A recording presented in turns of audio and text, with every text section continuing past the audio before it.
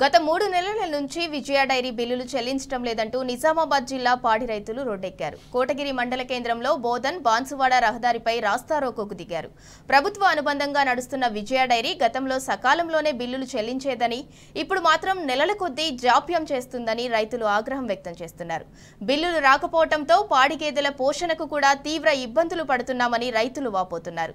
ఈ విషయం గురించి అధికారులకు ఎన్నిసార్లు ఫిర్యాదు చేసినా పట్టించుకోవటం లేదంటున్నారు. బిల్లులు చెల్లించేంత వరకు నిరసన కార్యక్రమాలు చేపడతామని రైతులు హెచ్చరించారు. బిల్లులు రావట్లేదని చెప్పి పెండింగ్ లో ఉన్నాయని చెప్తున్నారు. దానివల్ల ఖర్చులకు డబ్బులు లేవు. బ్యాంకులో లోన్ కట్టుకోవాలి, వాళ్ళు టైట్ చేస్తున్నారు.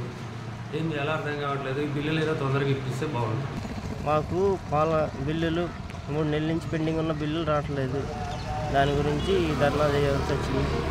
అందుకని ఎమ్మటే బిల్లులు చెల్లించాలని కోరుతున్నాం. దాదాపుగా 60 నుంచి 70 వేలు రావాలి.